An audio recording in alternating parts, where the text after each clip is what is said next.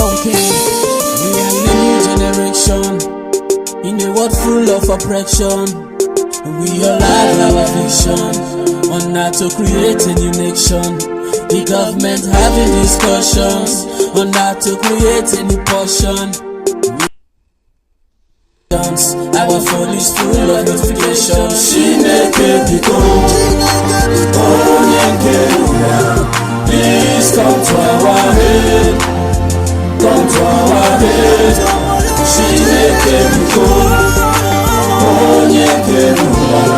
Please come to our head.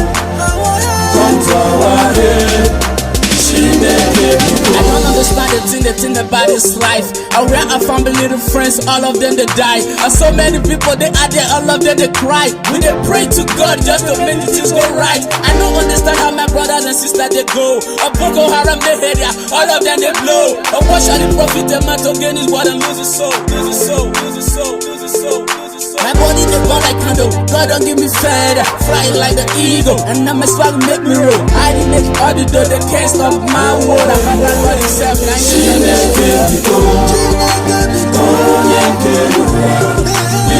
come to our head. Come to our head.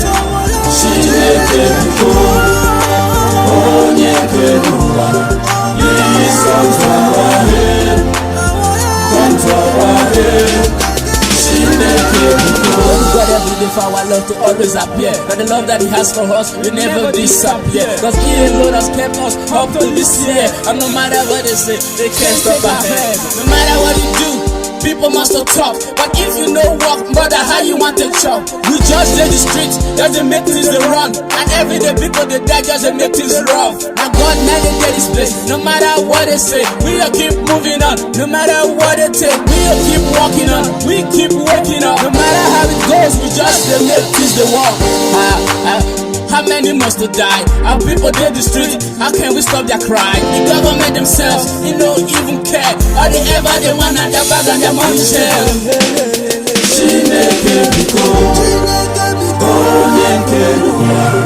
Please come to our head. Come to our head. Please come to our head. Come to our head.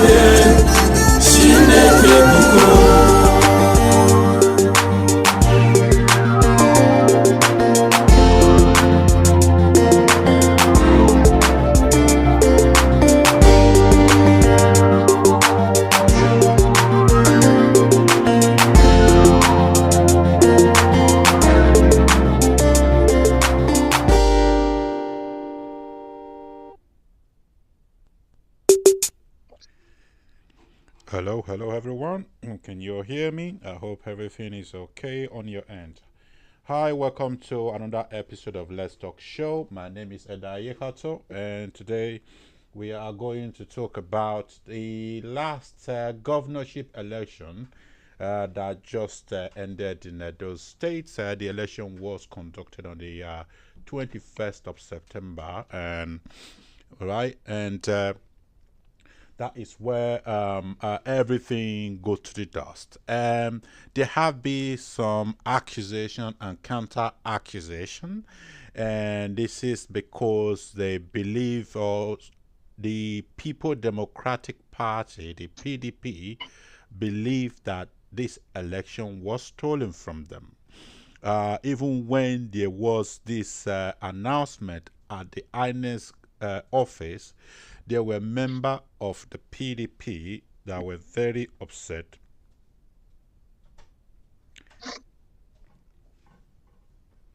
Hello. Just checking if the video is working.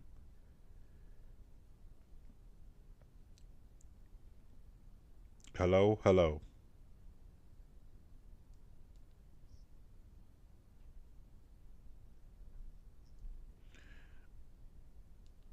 Okay, it seems working. Everything seems okay. All right. So the problem started when INEC announced the election result to favoring the All Progressive Congress candidate, Senator Monday Okpebholo. I hope I pronounce his name very well. And he is now the governor-elect of Edo State with his running mate Dennis Idarosa.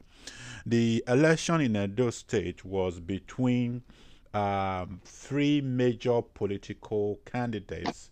The first was the ruling party in Edo State, which is the what is his name? I can't pronounce their name. Sorry. His name is Mr. Aswe Ighodalo of the PDP. Yes, Aswe Ighodalo of the PDP with his running mate Osarodion Oge. Then we have the APC Senator Monday Okpebholo, and his running mate is Dennis Idarosa. And lastly, we have Akpata, Olumide Akpata of the Labour Party. These were the major three political candidates that ran in this last governorship election. During the day of the election, 21st of September, that was last Saturday, certain group of people believe the election was free and fair, mostly from the APC camp, because they've won, and the PDP camp are accusing the APC of vote buying, manipulating, or influencing the Independent National Electoral Commission, the INEC, the body responsible for the conduct of the election. Why the Labour Party candidate, Olumide Akpata, believed that they never even give him any single chance. He didn't have a chance in the election because the election was financially kind of bought over by the rich APC and the PDP. Mr. Olumide also believed that the PDP has no reason to be complaining because they were only at board. So, however, how do I put the word for it? I say, is it at board, or the APC had more money than the PDP could imagine? This is where we are now. Today, we have a group of people we have invited to join in to discuss this matter. Before we get there, I just want to let's start with the elections. The day election was handed over to Senator Monday Okpebholo.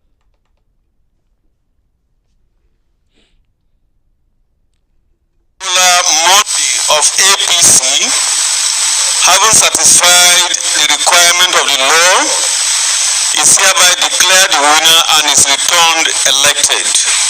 Signed by the returning officer, Professor Farouk Adamukuta, this day, 22nd day of September 2024. God bless the Federal Republic of Nigeria. God bless Edo State. Thank you very much. Of APC. Well, you heard that, and that is where the INEC announced the election favoring the All Progressive Congress candidate, Senator Monday Okpebholo, and his lawyer running mate, Dennis Idarosa. Today, I have a guest with me that is going to discuss this matter, and other guests that will be joining soon. I have with me Paul Nosa Ogeho. Ogeho is a highly versatile new bred senior executive development consultant based in the UK, a political commentator known for his candid views on contemporary issues, and he also runs a management consultancy firm in the UK here called the Straight Up Limited. The Straight Up Limited. I hope I pronounce it very well. He will be assisting us to clarify that once it comes in. We also have a second candidate who is a member of the All Progressive Congress. No, scratch that. He is a member of the Labour Party, a former chairman of the Labour Party in the United Kingdom, and that is Chief Daniel Egongon, who, during our last discussion last Friday, told me that he was voting. Last 2 weeks, he's told me he was voting for the APC candidate. So as a Labour Party member who actually contested, was an aspirant under the Labour Party, voted for the APC candidate, Senator Monday Okpebholo. So he is on with me now to discuss this matter along with other people that are going to join soon. Chief Daniel Agogo, thanks for joining me today. I cannot hear you. Can you hear me? You are still muted. Your audio is still on mute.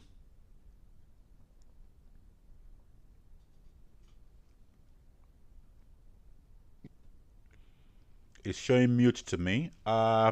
Again, we also have, like I said before, we have Paul Nosa Ogieho. Mr. Ogieho, thank you for joining me today.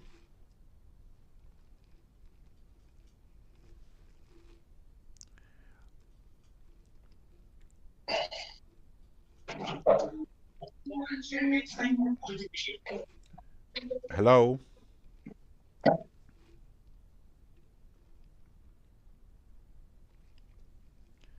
All right, so I can see you, Chief Gongon. I can see you, but I don't know if you can hear me. If you can hear me, your audio is mute. Can you unmute your audio?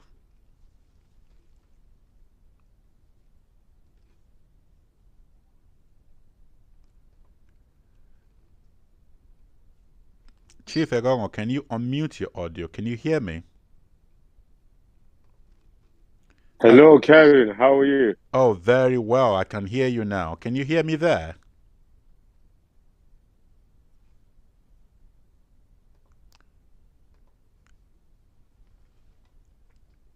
Chief Egongo, can you hear me? Can you hear me? Hello, can you hear me? Kevin, can you hear me? Yeah, hello, Miss Kevin. Yeah, I can hear you. Bear with me. I'm trying to get this. Not sure why anyone can hear me now. Bear with me. Trying to sort this audio out.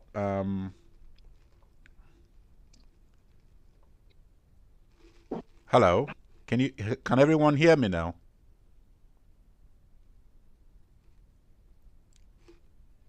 Hello. Can you hear me? Kevin, can you hear me?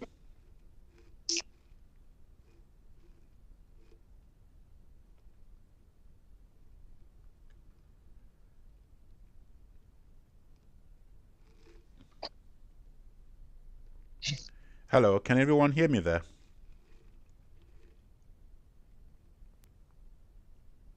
Yeah, I can hear you. Who is it? Oh, is that Kevin? Perfect. Thanks for joining me. Am I speaking with Chief Daniel Gogon? It's my wonderful self. How come no video? I can't see no one's face. Oh. Why were you? Sorry about that. I'm always on. I don't know if you can see me. You can see me, right? No, I can. No, I can see a picture. A picture. Oh, is that so? Oh, okay. Yeah. All right. Bear with me. Let me see if I can kind of change that part for us. Yeah. Okay. Let me go to video.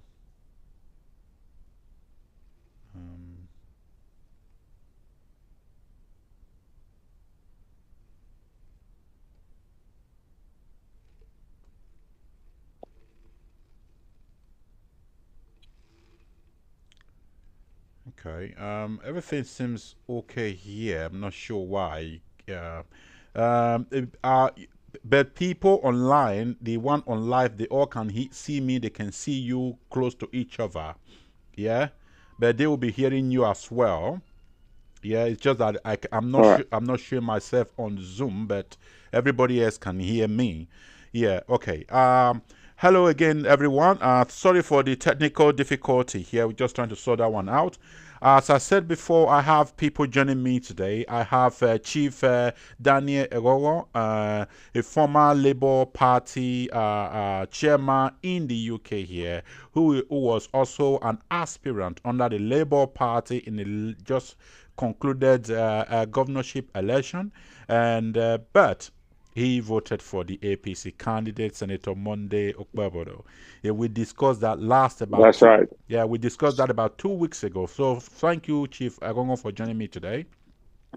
Thank you very much for having me. Most appreciated. Perfect. And we also have Mr. Paul Nosa Egeho, who lives in the UK here. Paul is a highly versatile, new-bred senior executive development consultant based in the UK here, a political commentator known for his candid views on contemporary issues. He's also the management, or he runs the consultancy firm in the UK called the Straight Up Limited. And Mr. Paul Ogeho, welcome to Let's Talk Show today. Thank you for having me. Very well. And so let's just discuss, let's dive right in as we always do here. Last week, 21st of September, was the governorship election in the state. But it was very promising at the beginning. We all thought everything was going to be very okay. However, there have been some feedback so far. PDP members or members of the PDP, they claim that this election was rigged in favor of the All Progressive Congress candidate. So that is what we are going to discuss. But before that, I want to quickly show Mr. Akpata's statement on this matter. Yeah, if you just bear with me for a second.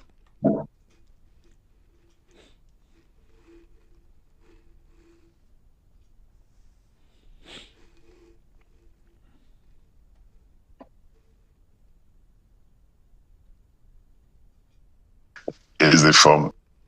Okay, let's put that one on. Okay.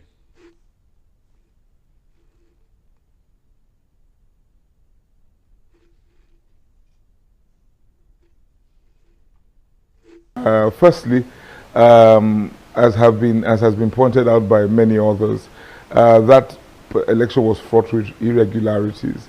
There are so many questions that remain unanswered regarding the kind of numbers that have come out of that election.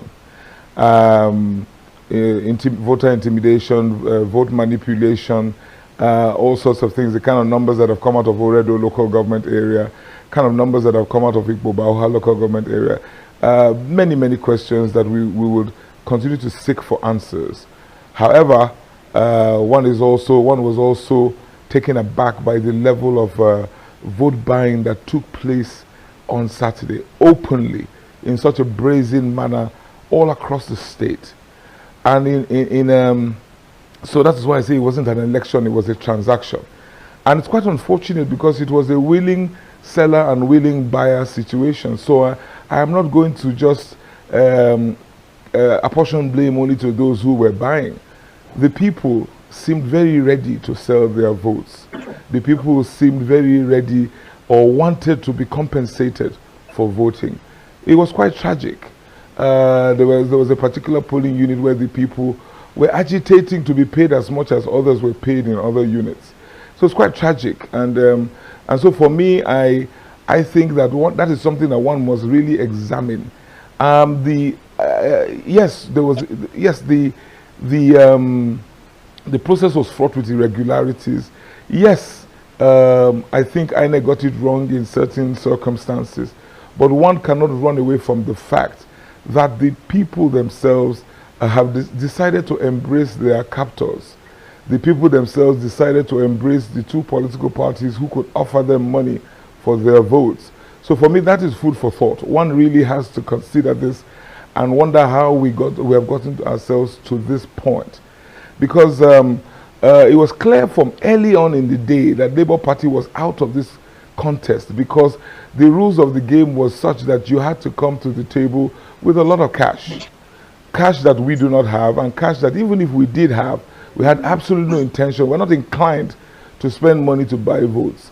So we were out of contention from very early on in the day, and it now became a contest as between both parties, the PDP and the APC, who could pay more. And so I have little or no sympathy for the PDP who complained today about the process, because they were simply outmaneuvered, or they were outbidded, because it was simply it was a transaction.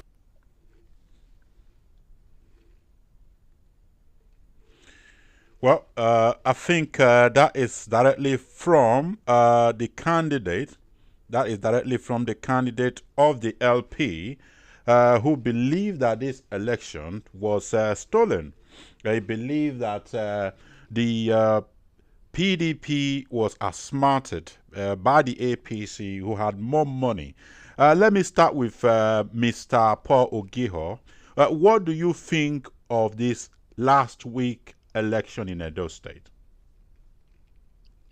Well, I mean, it's a very difficult to assess the election from about 6,000 miles away. So I have to put in that caveat. But from some of the things that we have seen so far, there has been reports from the election observers. There has been growing number of voices from prominent Nigerians as well. And I think the former president, Goodluck Jonathan, added his voice last night. So no one appears to be happy with the outcome of the election, especially with the process. The INEC has actually not, live up to their own expectations. So, it's a very difficult thing for anyone to conclude whether the election was, peaceful or not, or whether it was free and fair. That's something for the court, because I understand that the PDP candidate has already given notice of illegal challenge to the outcome of the election. Okay. So let us wait and see what the court will decide at the end of the day. But I have to say that there's a growing number of voices of prominent Nigerians, coming out to say that the election was stolen from the PDP candidates. Well, thank you very much for that. I want to hear from Chief Egongon. What's your reaction to Paul's position in this matter? Well, it is. First of all, I appreciate that we are both using our 6,000 feet of speculation to look at this election. In my own case, I think I'm a little bit more closer because I have a coordinating team. In the whole 18 local government, I have a representative because I contested for the primary and I kept all the majority of those people going. We all moved to support Senator Monday. Is it not very funny that they tend to color in the pot black in the case of Akpata? Let me just kindly remind you why Akpata single-handedly destroyed Labour Party in Edo State. It was apparent that general sentiment, not general sentiment that we should have an ASAN candidate. Akpata opposed it. Akpata went ahead of Chairman Abure. Bought all the WNC. I know how much he paid them. I know because I have a couple of them as personal friends to organize the meeting over Abure's knowledge when Abure have to call him to order and challenge him. He promised them money. He gave them money. He promised them money. If they deliver the candidate list, they would give them money. He himself bought the old primary. He corrupted the system to the point where he got the ticket over the desire of majority of Labour Party officials and majority of Labour Party followers in the state. In the last presidential election we have in Edo State, Labour Party have 333,000 votes. Akpata vote in this election is 13,000 votes. So you cannot rob your way into a place and then you get robbed there, or you feel you be robbed and then you start claiming one righteous indignation. That is just BS. So let's be very clear. When he said vote buying, how did he win his own primary? win it on what? On policy, on integrity, on value? How did he win his own primary? So don't let us call a spade a spade. In Nigeria, very few election. Number one, I'm not an APC person. I'm a PD person. I am Labour and I remain Labour. But in this case, I supported Senator Monday with my team and structure. And by the grace of God, we won. I'm not saying the election is 100% kosher. I'm not saying this election is 100% free. But let us not forget, Obaseki, second time in office, we have an APC president.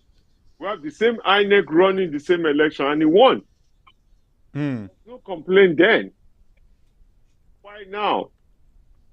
Obaseki PDP also tried to buy votes. They were outbidden. That's fine in some areas. So we know that. So all these crocodile tears should be put aside. I personally felt like, because I supported Senator Monday, he won. But let's look at it in a typographical landscape of Edo State. Okay. Senator Monday is from Edo Central. Why? Because he's a sitting senator in Edo Central that cover one half of it and the whole state. Edo North, we have Shaibu and Oshomole. He won there as well. South. His deputy, the governor-elect deputy, is a current sitting House of Rep member. So his whole district is already in his hand. But I must tell you that that is not how.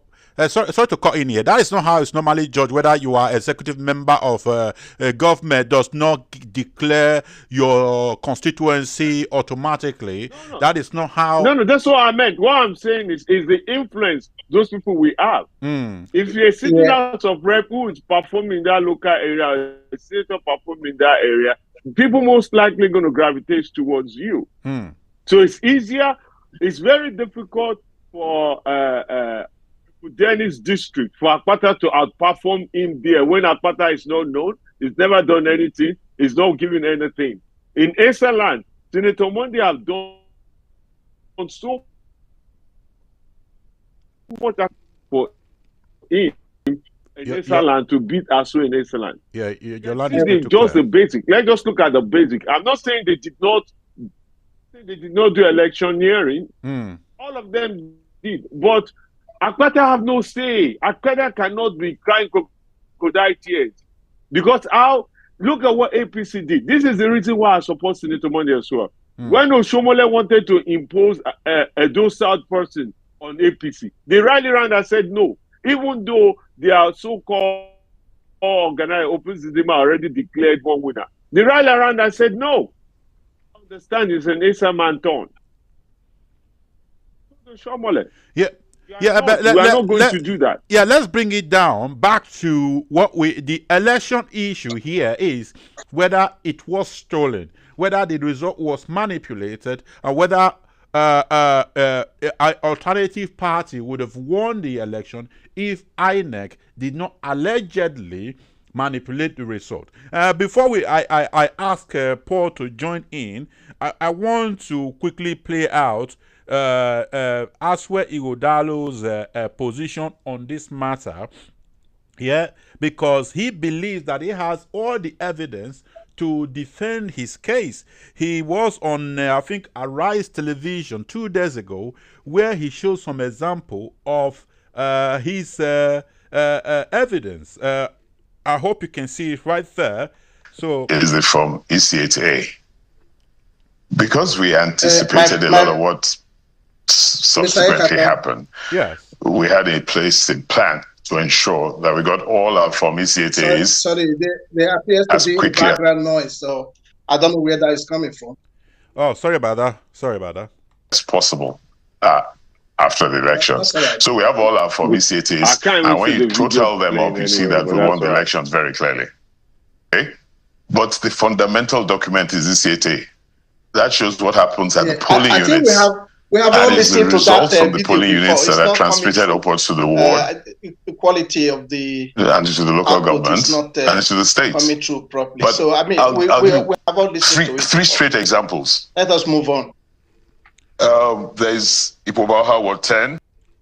Yeah, sorry, I'm playing it for the audience, people viewing who have not seen it. Yeah, just Okay. because, yeah, whatever we are doing here is for everyone. I'm sorry if the audio is not coming out well. It's supposed to be coming directly from the system into the live program. So hopefully, maybe because of the way you're hearing it here, probably different from the way the people out there will be hearing it. Hopefully. I'm just trying for audience or our viewers to see what Monday or Aswe Okpebholo has said. It shows differently on YouTube and Facebook as we speak. Let me just quickly finish that, then we then ask the questions connecting to it. Unit 13. We have there accreditation of voters being 156. The results that were announced by INEC suggests that 2,110 votes were scored by the APC and 57 votes by the PDP. Clear case of overvoting. The accredited voters, much lower than the votes that are declared. Esako East, Ward 4, accredited voters 213. We have votes for APC, 352, and 52 votes for the PDP. Akoko Edo, Ineme Ward 9, Unit 11, accredited voters 39. 419 votes for the APC, and 19. That guy must have a sense of humor. 419 and 19. And 19 for the PDP.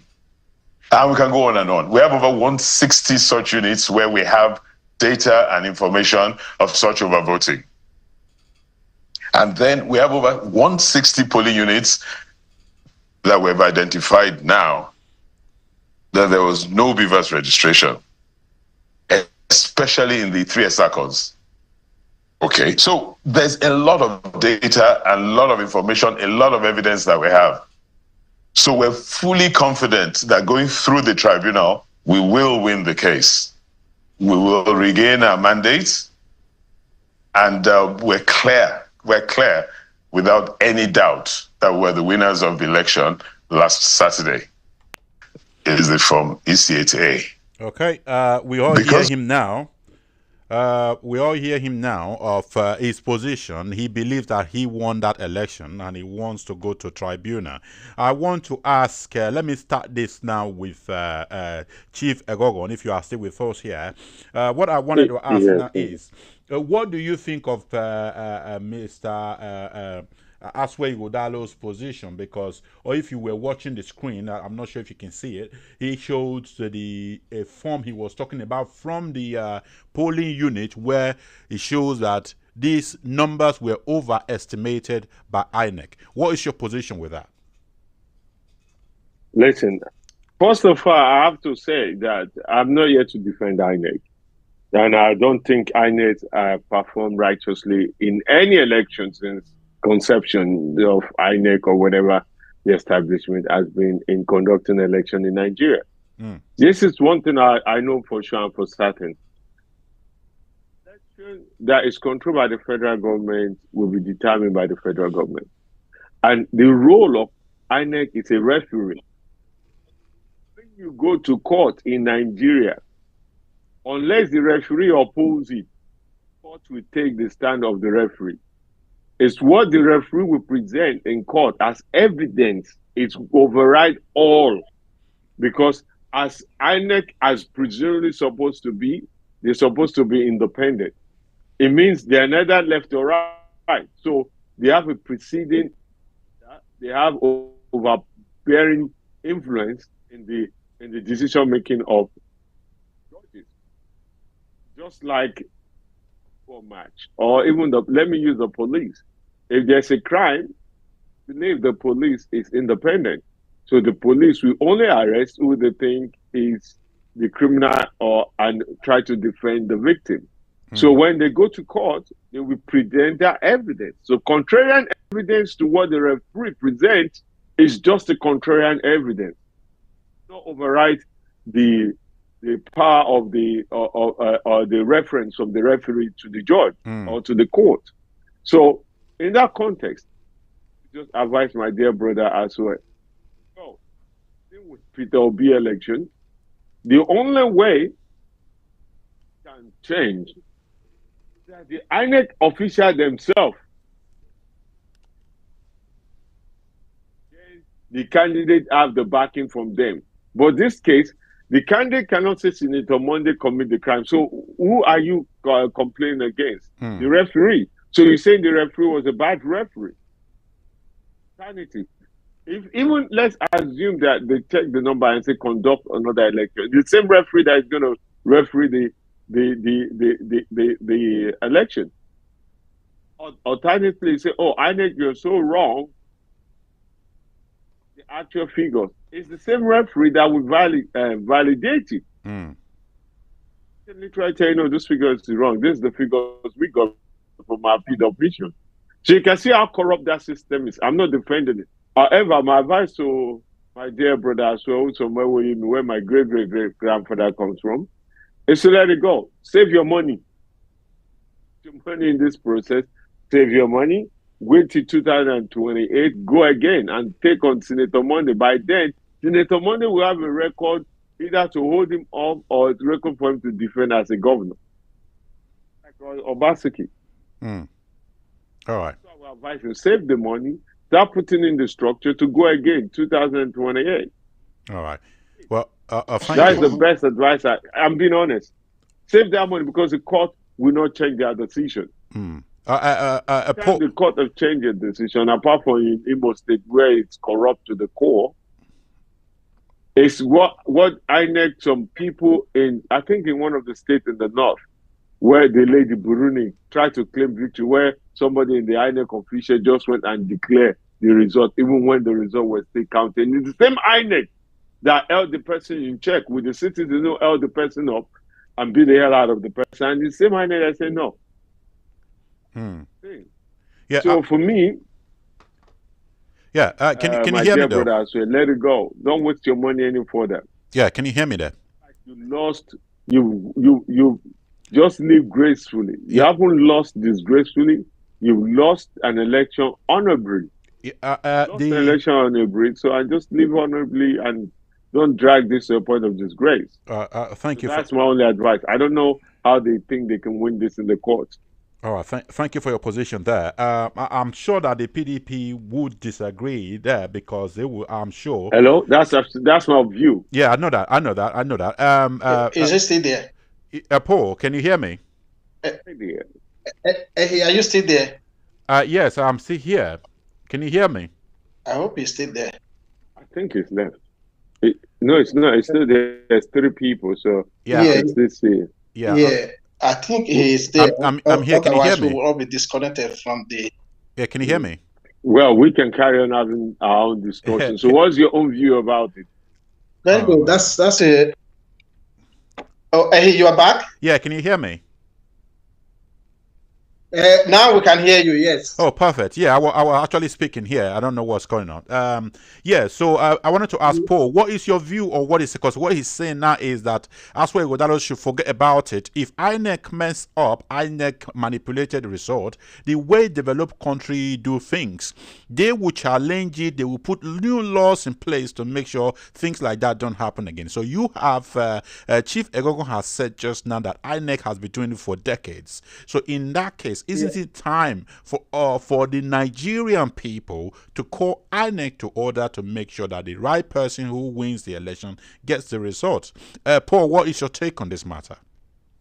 I think it is very important for us to understand the fact that the foundation for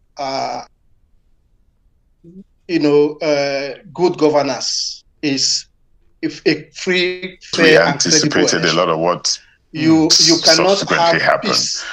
We had a place sustainable to development to ensure that we got all our publicities as quickly as possible, which allows the people to choose their own leaders.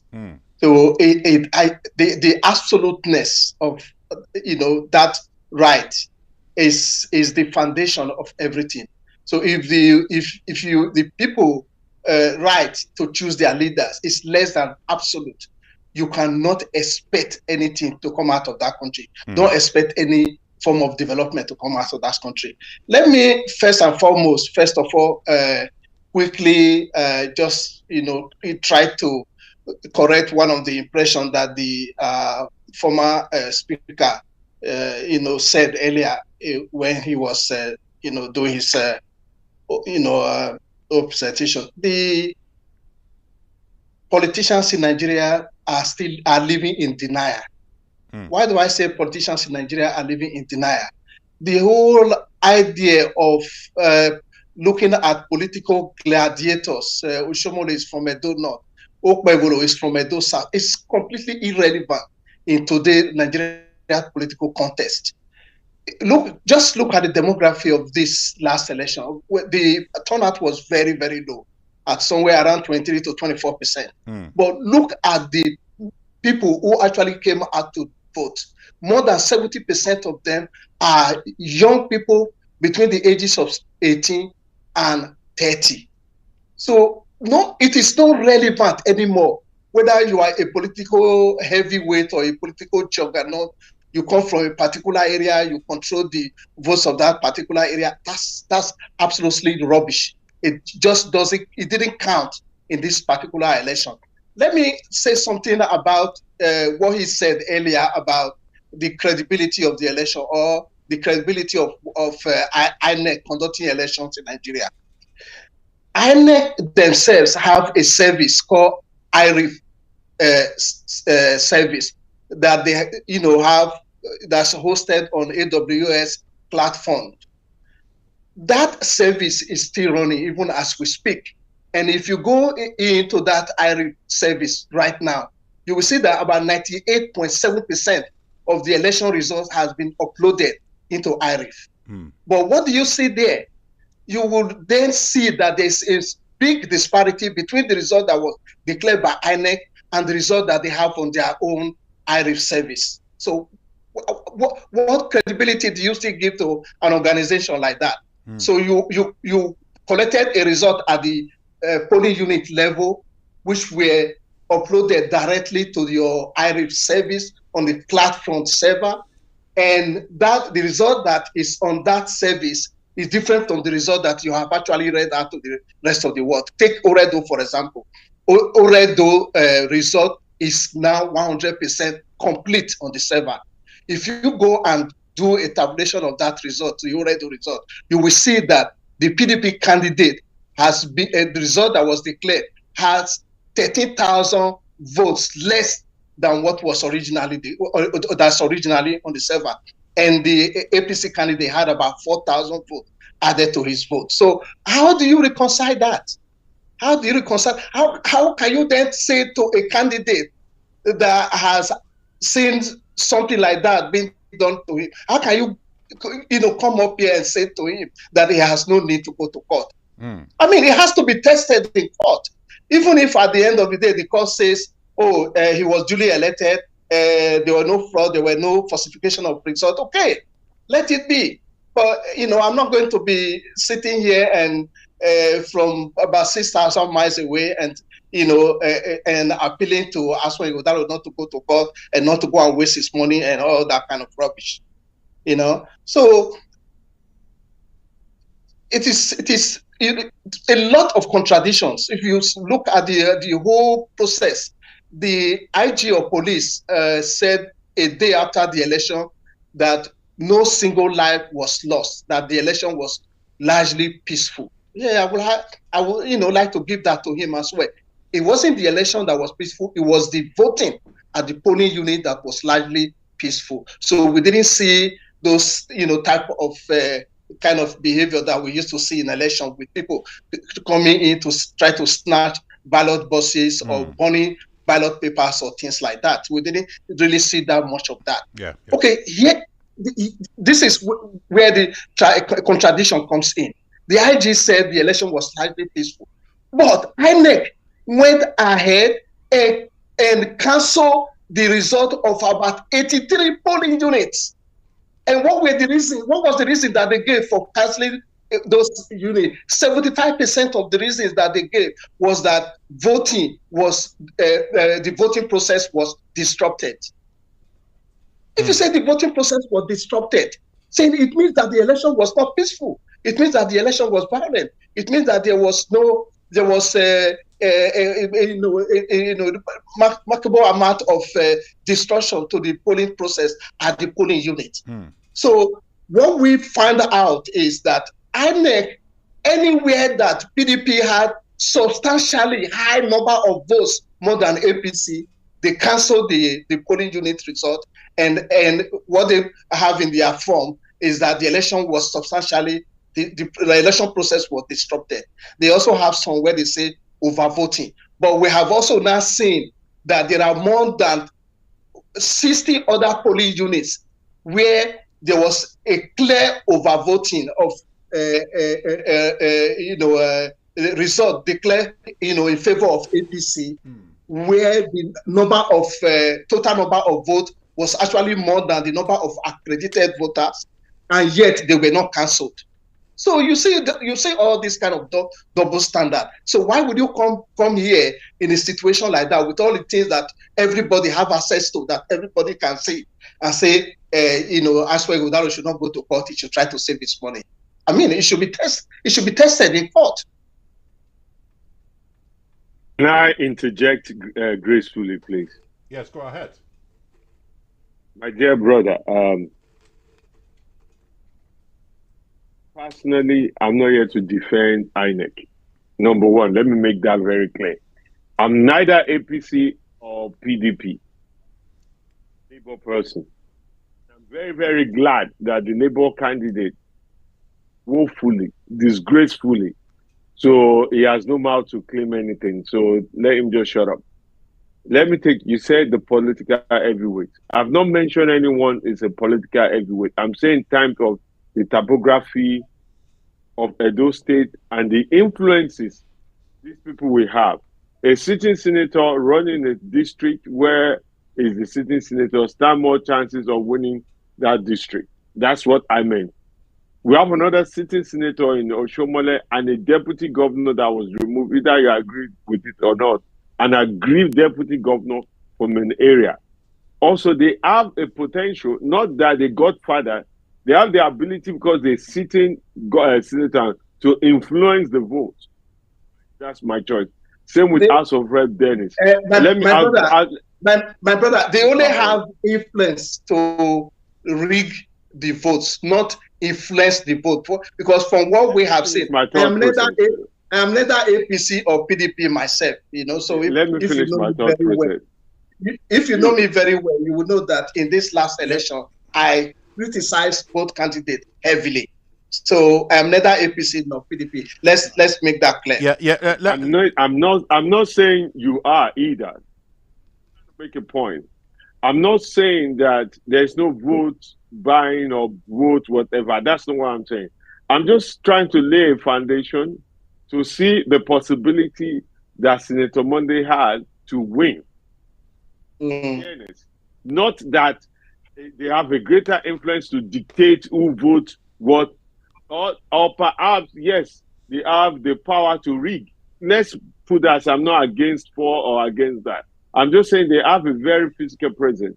Because if you compare Senator Monday, Senator in Eastern Akpata, who is an unknown entity, and Asue, who is an unknown entity in Eastern and out of these three contesting this place, who will win? If we are fair, reasonably fair, just looking at political science, you will go with the one who is already a sitting senator and already very known, who is doing a lot of charity giving work in that area. Also, if you go to a do not. I'm not saying that's a fact. I'm just using that as just a generality. But are you aware? But are you, excuse me, sir, are you aware that even the result that was declared by INEC, that Asue Ighodalo won his local government and Senator Monday Okpebholo did not win his local government, and Dennis Idahosa also did not win his local government? Even the result that was declared by INEC, are you aware of that? Okay. We are going deeper. I don't want to get into that context. Let me analyze my comment. I'm not disputing all that because I don't want to get into that because it's taken away from where I'm trying to get at. So what I'm not saying there's any political heavyweight. Let's dismiss that. Secondly, INEC credibility is I'm the last person that will defend INEC credibility. That's a fact. I'm the last person that will defend INEC credibility after what happened to Labour Party in 2023 election. I physically was in Nigeria campaigning the length and breadth of everywhere for Peter Obi and Labour Party. So, in fact, I got my chieftaincy title in Abia State because of the campaign work I did there. So, I'm the last person to defend. I'm not saying INEC is credible in this matter or ever been credible. I'm just saying they are the referee. It's either we confront and address them differently or by the rules that we all know is corrupt right now or is not producing factual evidence. That's what's it.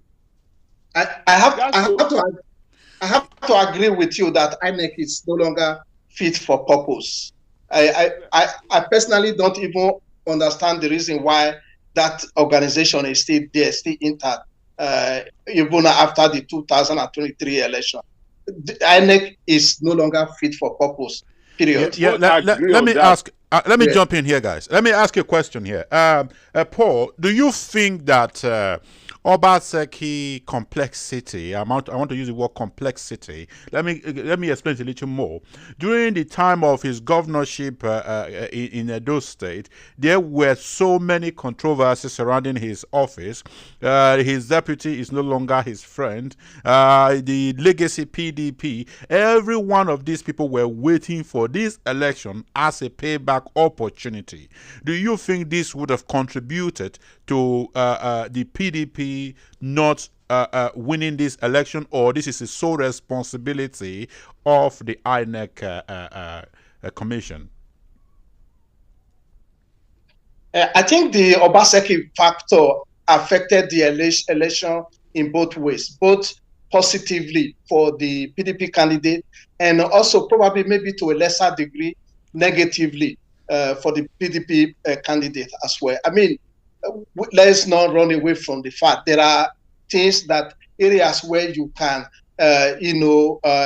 give, praises to Obaseki for laying the foundation for so many things. You can look at the civil service reform, the prompt payment of salary to civil servants, and the general ambience of their working environment. So there are areas where you can actually say, because of Obaseki's developmental stride, Aswe Udalo would have benefited from that and would have reaped quite a lot of votes from Obaseki performance. But on the other side, you also have an area too where Obaseki really didn't quite perform that quite well. For example, in managing the different stakes in the state. And I usually will always say that the stakeholder inventory could have been better, so it could have been better for him to have a much more structured and better relationship with all the contending stakes in the state. So you have so many different powerful groups and individuals all trying to gang up against. You have this teach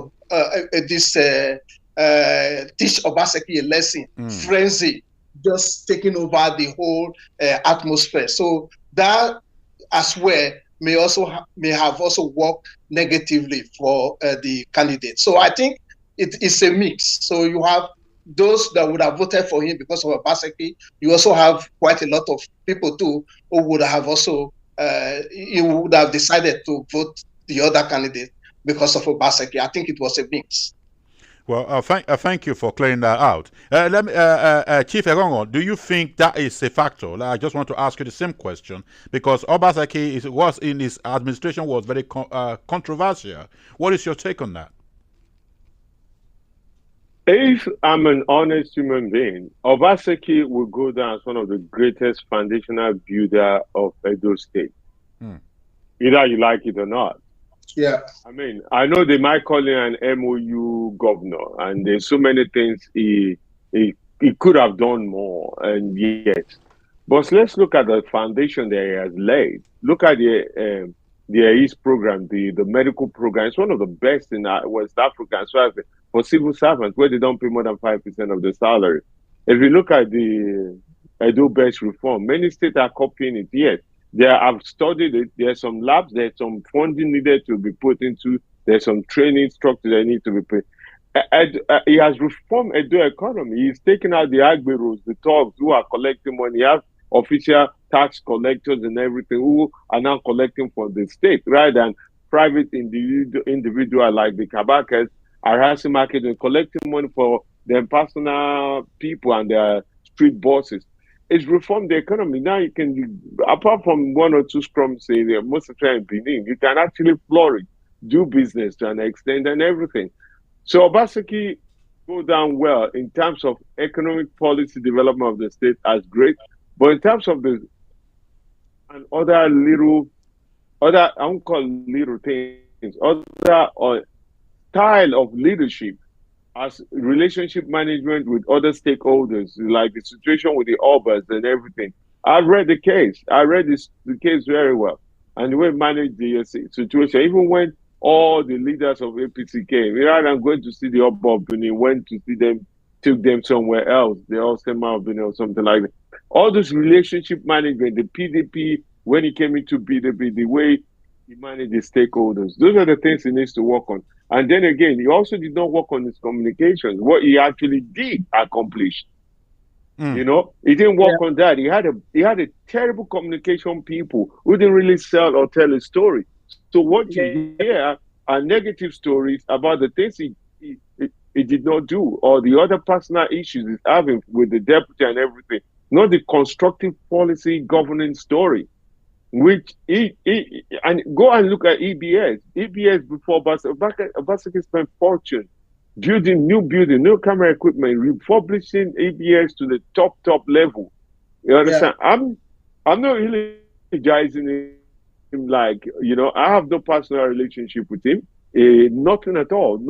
But I'm a kind of person who, before I can criticize somebody, I try to study and understand them. And the study I did on him, I personally believe in, if government is a continuous thing, if Senator Monday comes in and did not do the foolish thing of abandoning everything Obaseki have invested time, energy in, and say, I want to do my own, I want to create my own, then Senator Monday will overnight become a success, because he'll be building on the foundation which Obaseki have laid. And the only problem we have in Nigeria is a new government come, even though it's the same party, they want to start afresh what somebody already advanced. Because it's not their idea, because they think the money was given it's not there, or over budget or stolen and everything. If there's money dedicated for a program that is gone missing, go after the money. Don't cancel the whole program to say you are starting something afresh. So I personally think Obaseki, I don't know him, just like Senator Monday. I supported Senator Monday with my own money. And not one penny I collected from the campaign, even though when they offered, I rejected. I supported on the personal level. Same, I'm saying this about Obaseki with open mind. I'm not saying he's a righteous man. He has his flaws, which I've stated. But I want to add something that my dear brother said the other day. I said the other day, just earlier, my dear brother on this show with me, Brother Paul, that the need about, I'm going to call that is more or less, lack of better word, crazy. My intention of appealing to Asue not to go to court, not because he has no righteous, not because he has no legal means to, not because there is no possibility of the court doing something. Right? I don't know what. But of Nigeria that you and I know, of a civilized society where the wrong is easily put right. I'm talking of a systematic failure that the credibility of the referee and the court has shown to us that if you say in the scale of 1 to 10, it's minus 1,000 the other way around. So for me, I'm saying he has no righteous reason to go to court. Yes, he should. However, the situation where we will apply wisdom, what's it? It's going to cost him money. It's not going to advance anything. His reputation is not being damaged. He has a credible reputation, regardless whatever anybody says to him. He's a very, very credible human being. We all know that. However, he's going to go to court. The moment come November 12, when this guy is sworn in, everything is game over. So are you saying that he shouldn't rely on the legal system? Can I say something to that? I'll come to you. Sorry, I just wanted to ask, because he said once he's sworn in, everything is game over. I just want to ask him: are you saying that he should not rely on the legal system? Let me make it sound, because this is being shown worldwide. I think the legal and the INEC system right now is under duress. That we need to critically look at it in order for it to serve the people. I'm not sure the legal system, the election. Don't forget, it's not the court that deals with this. We have the election court that is different. Deals with it. The election court itself, they're more or less final. Even if you have to take it to Supreme Court, they can just decline. And their election courts rely heavily on evidence by INEC. You have to challenge the evidence provided by the referee. And the referee will take precedent in anywhere. It's just like you go to court and police, you are challenging the police evidence. That's why most of the time. Yeah, but Oshomole went to court. Oshomole went to court and came back to police even after the other person was sworn in. So there is a chance that if they have a valid information, evidence, they can actually upturn this particular situation. Yeah, it wasn't just. It wasn't just Olo Oshomole. It wasn't just Olo Oshomole. Let me just quickly answer that. That time we have somebody in the seat of power that understand and respect the rule of law. PDP. Good luck. The same man that he appointed Dansuki and Co, who rigged the election against him and said, one blood, Nigeria is not what is presidency. That's a man that understands what it means to be integrity person and honor. Value the law, that value the process. Let me be, maybe the first time here, 2015, Jonathan did not lose the election. It was openly declared rigged against him. That is my opinion.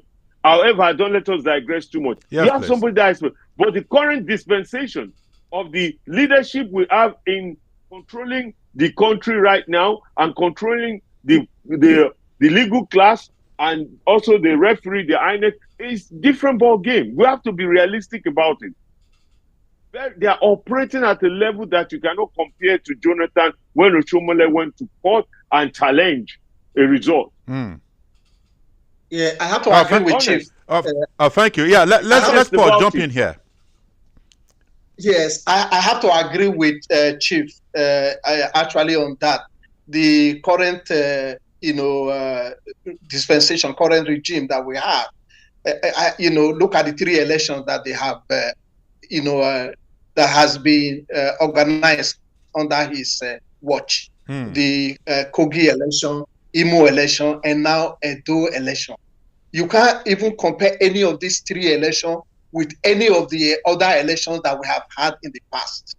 So these 3 elections were heavily influenced by not just Ule INEC, but also the federal security apparatus, right?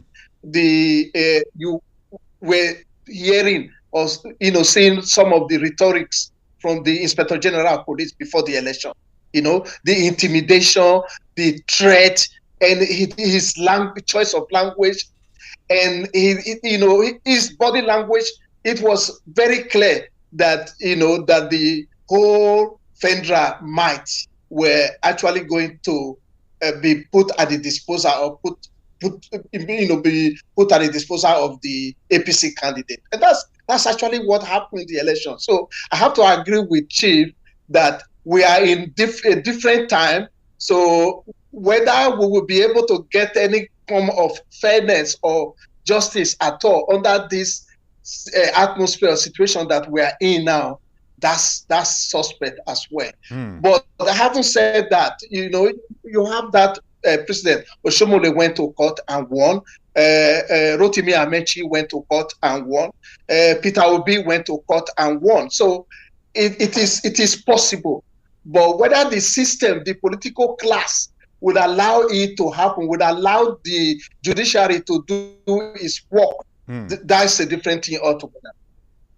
Well, thank you. When he was talking, when Chief Agongo was talking just now, he did make mention of during the time Obaseki kind of modernized the state and remove Agberus and all that stuff. So the question I want to ask you, Paul, is what do you think is going to happen under this current APC now? Because Oshomole is the leader of the APC in Edo South or in Edo State, and the APC is now the ruling party in Edo State. And do you think the Agberu are going to return? Do you think they are going to remove what Obaseki has put in place and replace it with the normal old system of Agberuism? Well, they are already on the street. There are some video clips circulating where some of them went to the motor park and stopped the government agents there who usually normally collect revenue, and then they were giving instruction to her not to come there or pray there anymore, that Obaseki is no longer a government, that a new government has not taken over. But I don't know if the new government has taken over yet. So that, I think the so-called Agberu, or whatever name you would like to call them, some like to call them the lions and the tigers. I think they are already on the loose. They are already in the street. So that's number one. The second thing is that the Edo State government business is now fully digitalized, right? So there is nothing like paperwork since September last year. That is the work of Obaseki. Let's credit him. Yes. So the whole operation of the state is now fully digital. So no paperwork. No one is going to give any excuse that we can't find your file. That's the reason a friend of mine did a contract for a state government in Nigeria, and for about 3 years they couldn't find his file. Right? So they couldn't pay him. He ran into debt. He went to the bank to borrow money to execute the project. They didn't pay him on time, and the whole bank loan interest wrapped up. You know what I'm saying? So what the state is now fully digitalized. Those type of things don't happen anymore. There is no slowing down government process or government machinery anymore. Decision making is faster and quicker and also more accurate. Okay. But the point is, will Monday Okpebholo, knowing what we know about him today, would he be able to function in that new system? You said knowing what we know about him. Can you explain that more? Yes.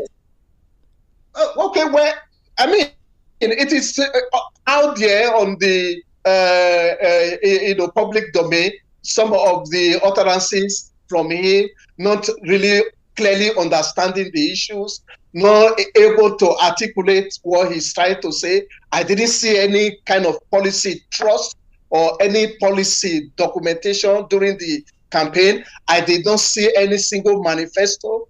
I did not see any attempt to try to defend what his vision is for Edo State, what his policy would be. So clearly, there is a gap there, a gap of whether he will be able to function or ease himself properly into that function. So that doubt and gap still remains. So okay. I believe Chief Agongo would disagree in this angle because he's a strong supporter of Senator Monday Okpebholo. Chief Agongo, what do you think? He probably has this reason for supporting him. Yes, I just want to make this very clear. I'm very privileged that I've spoken to Senator Monday several times. And I also spoke to Asue and obviously Akwata and everybody, but mostly Senator Monday and I said, before I made my own independent decision, no one convinced me otherwise. I spoke to them, me and a couple of people, the Labour Party aspirants that was cheated out by Akwata, with the privilege of representing Labour Party. And it's just a shame that, and I'll be honest, just a shame that people have misconception about what Senator Monday is. Senator Monday, he has the policy. I've seen the policy, not just draft, a proper documented policy condensed to 5-point agenda. I've seen it. But apart from, let's just put that aside. Let me tell you why was that not put on the public domain? It's in the public domain. Why is it not available to others? No, it's on the public. It was shared all over everywhere. It was shared. No, I'm number one. I'm not here to defend APC or Senator Monday. I'm here to explain what I know. Because I'm not his campaign manager, I'm not his PRO person, I'm not his spokesperson. I'm more or less telling you why I support him based on what I know, even after speaking to him on the phone several times before arriving at that decision. Senator Monday have a depth of policy, personally, that we discussed and he shared. Let me tell you the reason, one of the reasons why I believe in education reform. Senator Monday give an example of himself. Lack of opportunity to get good education at his early age because of lack of finances through. Hence, he ended up learning trade. By the grace of God, he got into other means, a computer thing. And his late age, he went back to school. And I believe in public education. And so much is investing in it. He's repaired so many schools. Even before he became senator, he repaired so many schools. He's repaired so many, donated so many books, computer and everything. He also believed in technical college. He believed that because he learned craft, he allowed him to think and act differently. So he wants to open more technical college for people who don't find standardized education, so they can go to technical college and get acquired skill to be independent. He believed in public health because the only sister he had died because the water she was drinking and the water where they were fetching water by the river probably have poison in it. And she went fetch the water, drank out of it, then died. There's no any public health access to take the sister to, and died for probably malaria that is curable. So he believed in community clinic. This is his words. This is not me. This is what he built in community clinic. His goal is every community should have smaller clinic closer to them, like chemists. He believed in that. Yeah. Let me call in here, Chief. What do you think? Because now this man is brought to power by Adam Soshomola again, and we have Okpebholo. These are political godfathers now.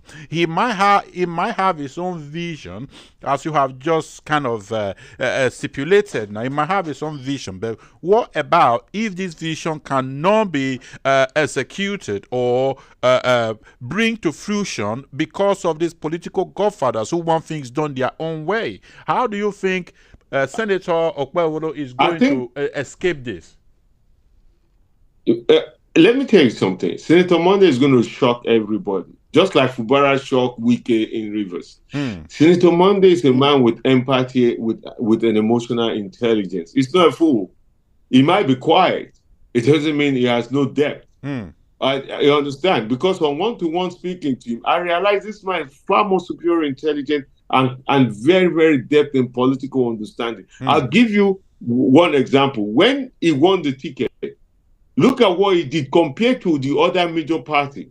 He immediately united the party. He chose the deputy governor who was ceremoniously pushed ahead of him by Oshomole. He united even the talks. He united three heavyweights from Ezeyamu to General Sise, brought them together and united the party. But so before even openly campaigning to anywhere, he quickly united all the warring factions within APC and brought Adam Oshomole in the center. By so doing, he was able to attract all the people. Look at PDP. Even Aswe could not solve the problem between Obaseki and Philip Shaibu, or able to the legacy PDP and the problem with Obaseki could not resolve. He wasn't really interested. Akpata never spoke to any of the former aspirants. I believe he wants, so we should all come kiss his feet. So, but Senator Monday have a depth of character that managing all these big giants, he will be able to manage, and because he has his own vision, he will be able to manage them, and he has shown it. He will be able to manage them and deliver. Look at the way he successfully managed the campaign without stressing or putting any jeopardy on his front. It did its best. So for me, the only prayer we all should pray is that Senator Monday succeeds so Edo can succeed. I'm not going to go against him because it's not my party. I'm not supporting him as well because it's my party. I'm supporting because it's a man of empathy and emotional intelligence. We want Edo to succeed. We want him to succeed, so Edo to succeed. Those visions that is shared with somebody like me, and I believe with many more other people, he can actually achieve it. And how we can support that is far more important and superior to me than the party affiliation and anything. I wish him the best. And if it was Akpata that have won, I would have wished him the best. If it was Asue that have won, I would also have wished them a successful tenure. Simply because it's Edo people, the average Edo person is the one that will benefit. And that's where I'm going. Well, thank you. Let me first of all, let me quickly just say, Mr. Ayobaha, thank you for coming in. He was supposed to join us earlier. I think he had fire issues in his country. He's in the U.S. currently. He said the house next to him was on fire, so they had to quickly evacuate all of them. Mr. Ayobaha, thank you for joining in. I'm sure you'll be listening to. Thank you so much. Yeah, I'm sure you'll be listening to the speakers. You have yes. online with you Paul Nosa Ogiho, and you have High Chief Dr. A very great name. Ogiho's name is. I've been reading about him through on the social media. Okay, very well. You probably maybe know me better than it's just the social media. Are you aware? Yeah, so thank you for I know. Let me hear your views. Sorry, guys. Let me hear your views. We'll be deliberating a lot of situations, since I'm just going to ask you to summarize some of the things you've said. We've asked questions concerning the last election. The PDP believed the election was stolen, and APC said no, everything went well. And we also discussed about the Agberu reason in Edo State, where we believe that Obaseki has succeeded in removing Agberu from Edo State. Now that APC is back, will that system come back where people will now be intimidated along the road collecting tickets and all that stuff? And we also talk about the integrity of INEC. I just want you to quickly summarize all of them for me. What is your take? I know Mr. Ayowe is a member of the All Progressive Congress and is a very proud member of the party, I must say. So I want to hear your view on this matter. What do you think, Mr. Ayowe? Yeah, well, the election is lost and won. The situation right now is to see how we all can join forces to see that the new incoming administration, November 12th, will succeed. Yes, there are great concerns about Agberuism and all that is of a great concern to everybody, me in particular. I think the templates. When I spoke with the incoming governor when he came to Maryland, when he had his interactive session, I asked him a very salient question about Agberuism. He said he likes the template he's using. So he may use the templates where those people, the Agberu, uniformed and given the technology. They have to be a little bit given the technology so that they may have the payments rather than the collections from people with a face-to-face collection of what's it called? This is the taxes levies in the market. Yeah, the levies. They're going to use the format, the format that is on ground, but we used properly, the people be engaged in civil way with the prior experiences they had before. But in May, this is a new government. The election has and it has been won and has been lost. It is a total thing. It's lost and won. They go to court. Okay, fine and well, but I don't know how I'm going to go about that. Like I said earlier, we should all. Yeah, what is your take on INEC's integrity? INEC is doing their job to the best of my knowledge. They may not gotten level of Eldorado where we say, hey, INEC is 100%. But I do the job so well right now. In a dual election, fairest, Lord, the only election. Your line is not too good. Nigeria. Just letting you know, your line is not too good. It's just your voice, your audio is cutting somehow. Yeah, of the mustering area, I have to leave my mustering area, and that area is not very. If you could see the very, I think the connection is not so good. Yeah, it's not so good, but we have to manage what. But are you hearing me? Are you hearing me right now? I hear you. Then it starts skipping again, but I hear you now. Effective Saturday, October. October. Like I said, the INEC is doing a very good job. They may not have done it in the totality that we expect them to do the actions, but where we are right now, I think it's okay, and it's very good for us. Well, thank you. I'm glad you were able to join us at least. Okay, now let me. I want to round up here quickly. Paul, what is your take on the future of in Edo State or in Nigeria as a whole concerning INEC and election? Because in every election conducted in Nigeria, because this question is going to be for everybody, in every election conducted in Nigeria, there has been some level of responsibilities or lack of responsibilities from the INEC, who the body responsible for the conduct of election. In Edo State now, there are speculations that they made their hand dirty again here. So my question is, what is your take on the future of election in Nigeria if INEC continue to be the body that conducts it? Well, I mean, I said earlier that INEC is no longer fit for purpose, right? So there are reasons for that conclusion. The symmetry for any nation, for any country to overcome its challenges and agenda, growth and development rests in the right of the people, the absolute right of the people to choose their leaders.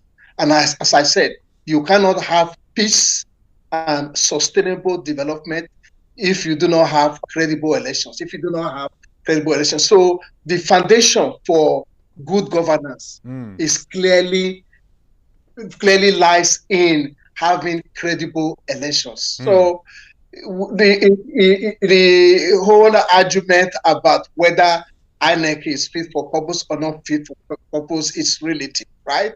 We all have our opinions. We all come from different perspectives. We all have our different input, and we all look at it from different lenses, right?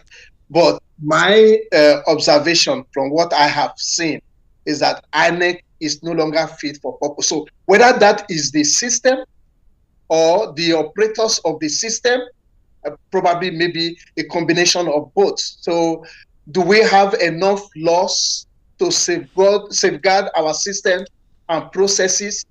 We probably maybe have more than enough. But are we able to rely on INEC to give us good and credible election? Well, that is still left to be seen. So, you only just need one example, and that example is in INEC internal resources themselves, right? So INEC have a service that they call IRIF, which is hosted on the AWS Cloud Fund server. That service runs a location in Philadelphia.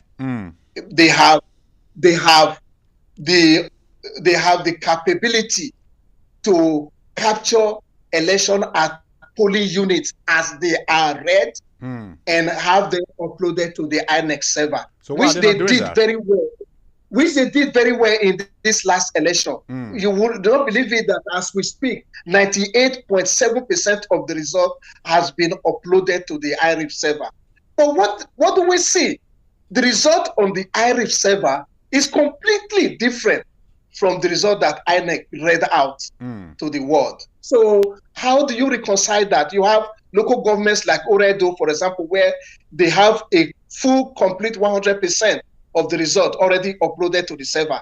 So I have looked through all the result myself, and I have done not just only the tabulation, I have gone through the result one after the other. In Oredo Ward 1, for example, where you have 70 polling units, INEC has reported a result, a total result, that's nearly almost about 6,000 for the PDP, less than what they have on the IRIF server, and 1,400 more for the APC than they have on the IRIF server. So how can you say that a process like that is flawless? It's not.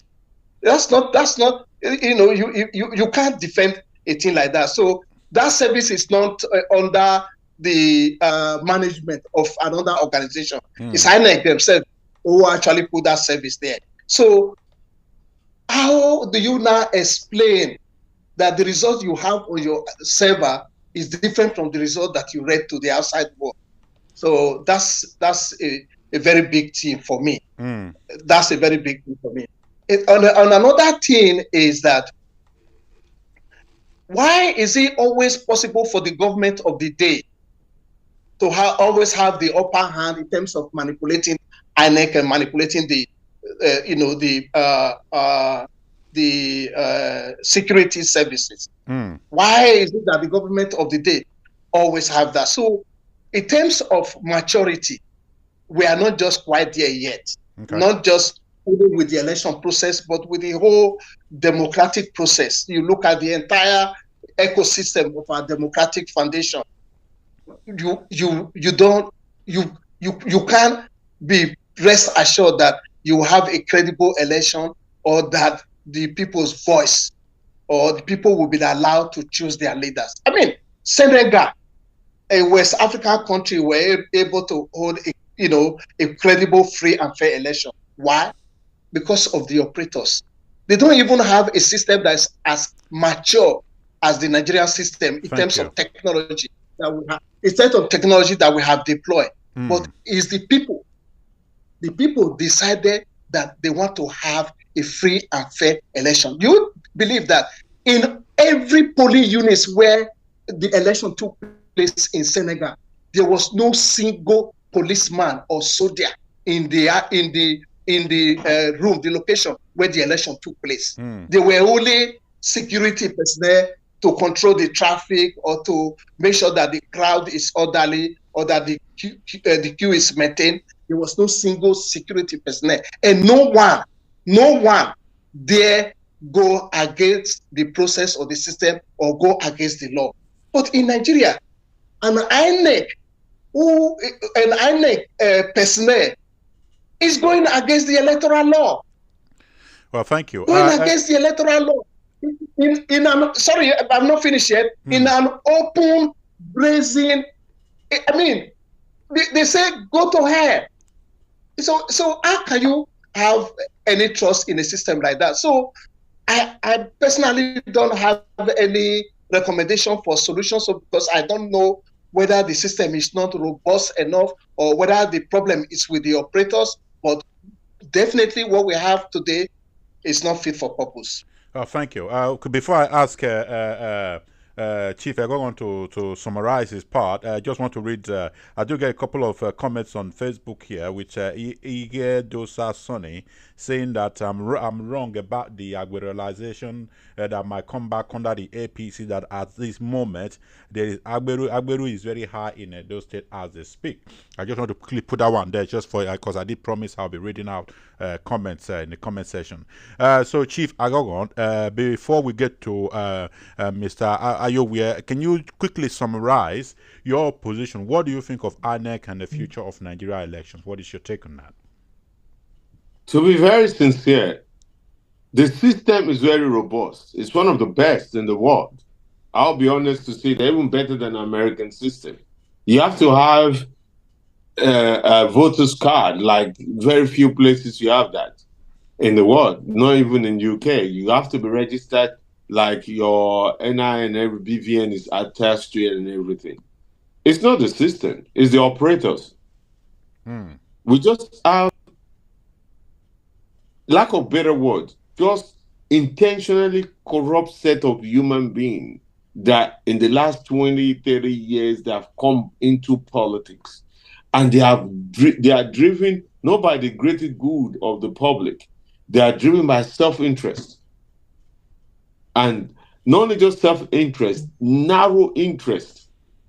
And that's what we have. If you look at the INEC system on paper, if you look at the law on paper, let's just divide a bit. Look at the former Senate president that ran for the primary. And the law states if you run for the office, you cannot keep your old office. You have to resign from your old office. He ran from the primary, he failed, and still, after the election has gone through, that did not contest. He was able to go to court or through INEC magic, kept the Senate seat. And there's nothing anyone could do about it. So it's not the system, it's the operators. INEC system is fit for purpose. The current operators are just something else. So for me, my summation is this. Rather than looking at bigger picture, let's narrow it down. I personally pray for Edo State. And I'm not APC, but I'm Labour and I will remain Labour. I personally pray for Senator Monday to be successful, to not be misled by selfish people or people with other agenda that's not for the greater good of an average Edo people, but for themselves. I pray in my bottom of my heart that God-fearing people will rise in his administration who will put the need of the Edo people first, above party, above self-interest, who will serve the people and deliver good quality governance for the people. That is my prayer for Edo State. And as for Nigeria as large, we are not going back to 2003 election. It's done and dusted. I pray the president successful as well, because Nigeria, both home and away, are suffering. Nigeria, I spent a whole 1 year plus and 4 months touring around Edo State and everything. I saw poverty beyond poverty in people, and it shook me to the core that we have leaders. We have House of Reps, senators, local government chairman, and everything, who lack empathy, who lack care, who lack emotional sensitivity. This is the reason why I supported Senator Monday. I don't want somebody who come and tell me grammar, or tell me the problem I know, or tell me a solution that is so academic. I heard that. But I had something different from Senator Monday. I felt his empathy. It's the emotional connection and intelligence and care. I understood his motivation. I asked him, why are you running? Why? Not, I see an opportunity to turn Edo around. Give me that BS pin. I've heard that. It gave succinct reason. I lost my sister because we don't have access to public health. Simple care. I want to build community clinic everywhere. Education. I'm a rural man. Many people in the rural area don't even want to leave their town to big city and town. I want to give them economic, like a village man that I am, to support them, to stay in there, get them credit, give them finance, to stay in their local area. Maybe we can buy something, the things they are producing from their farm, and they help them to sell it.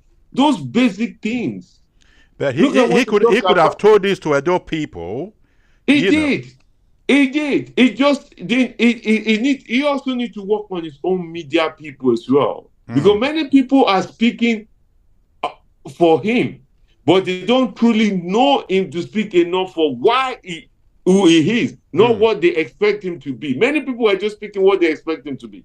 Many people want him to be ABC, not who he truly is, his motivation, his reason, his pain, his burden, his concern. Do you know that he wasn't really planning? Let me give you one gist. He wasn't planning to be a senator. He was looking for somebody to sponsor to go for senator. Then the people gather and say, you go, you've done so much thing in Eastern land. Before he became senator, he has dug over 40 wells in Eastern Land and different projects before he even ran for Senate. Do you know when he was also running for governor, he was still doing projects with his own private money? And no, he wasn't publicizing with his own private money. But that's a different thing. That's a different thing from implementing programs and policies. No, let me tell you something. It shows the antecedent of who he is, that is a compassionate, empathetic person. We do not want academic. I don't disagree with that at all. And so if he goes into the government with that empathy, with that emotional connection to care, then we're going to have a government that care for the people, that will represent the interests of the people. What we have, Obaseki already told us, when we have an academician, a bureaucrat with big English and grammar with limited results, when we have Aswe who cannot tell us why I want to be governor, when we have Barrister Olumide who taught grammar and confused himself within his word, that's not what we need. We need people who just care. Yeah, but excuse me, you also have to have the gravitas to drive your policies through implementation. Okay, let me tell you the gravitas Senator Monday will deliver. This is the gravitas he will deliver. It's going to make sure that an average Edo child, right now, a little boy in Odogbe, where I'm from, can now have a bigger dream. There is somebody like Senator Monday, a child of nobody, without no proper education. A child of nobody can rise from the ashes of his little village to become a successful businessman and a billionaire, became a senator, and also I think is the committee chairman for procurement, and now the governor. Those children, both boys and girls, can now dream bigger, not to become a governor, a senator, or a president, but they can even want to be an astronaut and fear no limits. That could be done. That, for me, no one could have replicated that. It's a son of nobody, it's a child of nobody who could dream and dream to be greater, and he became. So why can't I have my own little nephews, nieces, cousins from my own village? Now they have somebody that represents that. That is possible. It is possible. And that's what Mr. Monday will bring. Thank you. I'm sorry for interrupting you. It is possible, and it could be an inspiration, as you said, but those will not translate to successful execution of programs. A wish is not the same thing as outcome. So for you to have a positive outcome, you must have a plan, and those plans must be laid out in a way and structure that others will be able to buy into it and understand. And you must be able to inspire others, that vision that you have, and see how those programs or those policies trust can translate into outcomes. So a wish is not the same thing. My dear brother, you misunderstood my point. Senator Monday. Let me clarify one thing. The position of the governor is in the chief executive position.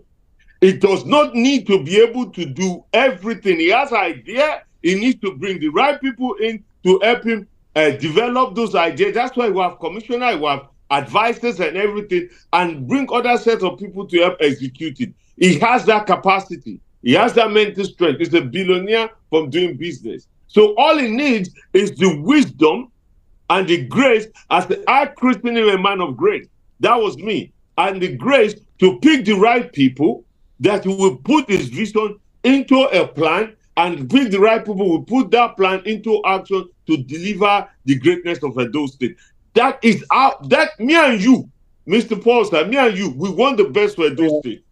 And yes, we do. Yes. We both want the best. So let us now join first in prayer or in wishing that God will manifest. I don't want him I don't want him to succeed. Like Moses could not speak. I don't want him to succeed. Of course, like Moses could not speak. God sent him Joshua. So let God bring him more Joshuas around him to succeed in delivering Edo State. That is my prayer. I don't even care if it's APC, PDP, PQF, PJW, Labour, whatever. It's the man of grace that we need now with compassion and empathy to deliver Edo State. Thank you. You are right. Thank you, guys. Sorry. Let's hear from Mr. Ayowe. Mr. Ayowe, what is your roundup today? I want to almost told everything I wanted to say. I can't say less, and I can't say. Oh, thank you so much for your insightfulness. Thank you so much. You gave the true analysis of a man who has an emotional intelligence, a man who has a compassion for his community, a man who's done so well for himself and done so well for his community, has party for his people. That man his impact will be felt by the incoming years to come. And in the next 4 years, though we know a new government has come, like we had this one, this outgoing, who has so many high value MOUs and all that, not people, not putting the problems of the people, the yearnings of the people. When we say the people, we're talking of the mass. They didn't government. You're telling me about building and painting all the buildings where in my village commute from one village. So those are many issues besides own personal people. Anyway, that's one other day. By and large, God, thank God we have a Monday today. God, because I don't know would have been. I don't know where they would have gone through right now if Asue had won the elections, because obviously it was no godfather. That was his godfather. What I would like to do, but you know that yourself, godfather. Yes. they all have godfathers, right? And even Monday Okpebholo, in terms of the number of godfathers, Monday Okpebholo have the highest number of godfathers, right? They all have godfathers. No. So if you see, it's emergency. It's emergency alone will tell you the guy has a grace. There was no godfatherism. Not like the one we had. Let me interject again, because me are fully campaign. Do you know Senator Monday did not even wanted to run as governor? He was begged. I know. We don't want a reluctant governor. Sir? We don't want a reluctant governor. We want someone who will hit the ground running. We want someone who will hit the ground running from day one. Hold on, someone who is very well prepared. Hold on, Mr. Paul, let me explain something. When I say he did not want to be a governor, not because he was pushed, because he felt Edo deserve and need compassionate, caring person.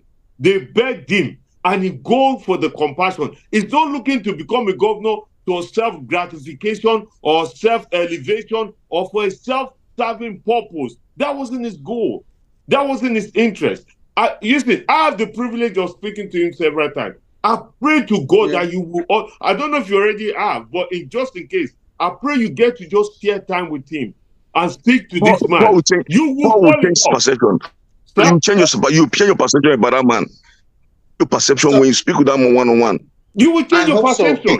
I have a negative perception of him until I spoke to him a couple of times, and I changed. I have people, top Edo politicians, who today refuse to speak to me. Now they are now begging me to introduce them to Senator Monday because I supported Senator Monday. Everybody thought I was going to go with Asue. Everybody was convinced. But I spoke to him and I spoke to Senator Monday. Nobody convinced me. Okay, I did not only support him. I went to Benin to vote. I just came back here 2 days ago. There you go. I went to Benin to vote. Almost 15,000.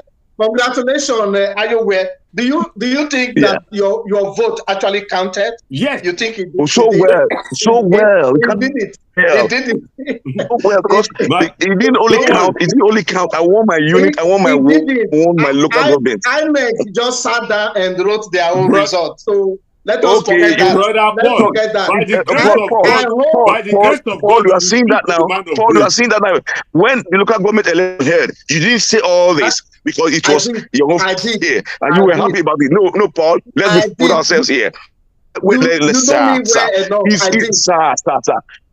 If Asue had won this election with this kind of situation, not if he had won, he won. No, let's be frank with ourselves. He won nearly 70% of the vote. He won. Go and look at the INEC result on the IRIF server. He won. That's very laughable. Let's forget about that. We are not He did not really lose, what decimated. He did not really lose, it was decimated police.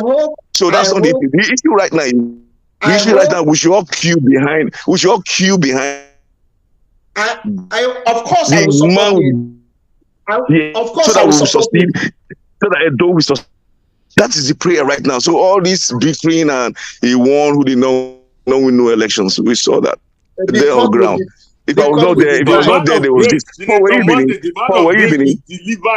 Paul, were you beginning? Paul, were you beginning? Paul, were you in Edo State? Paul, were you in? I think I was actually physically present more than you were, or you could ever be. Oh, you think? I just asked you a question. Just say yes.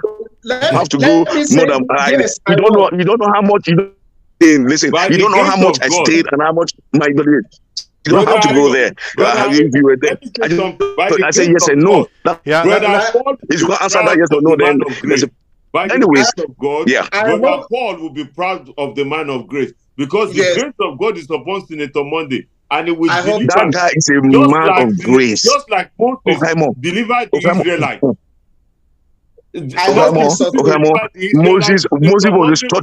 Moses was a stutterer. Moses was a stutterer. Joshua was behind him. We are behind him. Don't worry. Whether they accept it, we are behind the stutterer. Make it do work. That's the point. When the time comes, are you sorry, guys aware at all of the current suffering in Nigeria? Yeah, when the time comes, aware at all? There's no doubt that will help Senator Monday. I will bring everyone. Are you aware of the current suffering? Sorry, guys. Hello. I will bring everyone back. I will bring everyone back to this stage. 6 months from now, a year from now, then we are going to review Senator Okpebholo's administration. That is, if tribunal does not unseat him, only if I said. All right. So I want to thank everyone here today for joining me on this episode. We'll be discussing different topics today. We talk about voter intimidations, financially inducing voters. I even played a video of what the PDP was Olumide Akpata's video, where he believed that PDP and APC were contesting on who was going to buy more voters. And I believe that this is the major problem of Nigeria today, where people can openly spend money buying voters. But what baffles me most in all of this is the people who were actually willing. There are videos are actually queued up that I couldn't play now. People were fighting that they want people who will pay them for their votes. Even when EFCC took some of them away, the voters were upset because they did not get to collect money from these people. Now, this is the Stockholm syndrome that Olumide was talking about there, where people are falling in love with their own captors in a way. So I believe that the system needs to change. And I am glad. Sorry? My brother, my brother, that is in itself is driven by economics, right?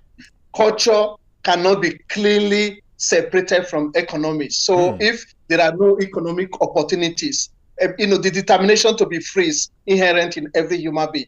Everybody wants to be able to have a roof over their head, to be able to have means to cheap and accessible means of transport, and they want to be able to feed and clothe themselves. So Maslow. Well, thank you. Yeah, I agree with you. I agree with you, Paul. I think that the level it looks like you collect 20,000 in a day and suffer for 4 years. I think it's not worth it at all, and that is that's the area I'm driving at. So I want to thank everybody else. So we are going to draw the curtain here so that we don't end up having 2 hours of discussion. We'll be on since 1 hour 49 minutes. We'll be talking here, and I want to appreciate all of you for coming in, and I I hope that we'll have a different topic to talk about tomorrow, where we'll be able to share ideas with our audiences and all. So thank you guys for coming in. For those who didn't know what we were talking about, we talk about Edo State election that took place on the 21st of September. There have been some allegations, counter allegations. PDP believe the election was stolen. APC believe everything was free and fair. Olumide believed that PDP and APC were the culprits, even though PDP complaining if he doesn't feel any sympathy for PDP because they outbid him in the field. So this is what we've discussed today. And if you have any questions, even after this show, for Paul and for Chief Egogo and for Ayoware, please send that to me directly in the private. I will still forward it to them for them to respond to you. I believe the deliberation of Edo State just started for another 4 years, and we are going to be in hands to make sure that everybody knows what is going on. So I want to say thank you all again, Paul and Chief Egogo and Ayoware. Thanks for joining me. Thank you very much. Thank you so much for having me. Apologies for my dress down today. Apologies for my dress down. I'm about to go to bed, so I just put on my sweat top and my head warmer. That's all right. But next time I'll be properly dressed for your interview. No, that's all right. Thank you. Good night. Thanks for joining me. All right. Have a good night, everyone. Thank you. Bye. Bye-bye. Bye. Bye-bye. Bye. Paul. Bye-bye. Bye. Yeah, bye-bye. Yeah.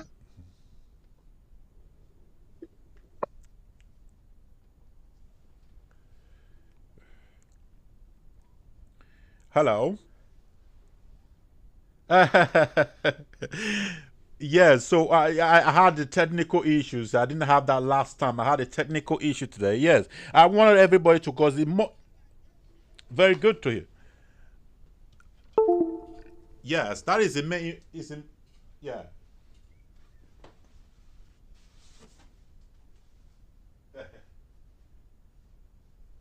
Yeah, I needed the audience to speak. I needed the guests to speak to themselves. So I pull back a little. Yeah.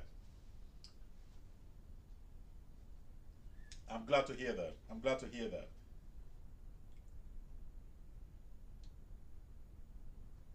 Oh, he's an ardent.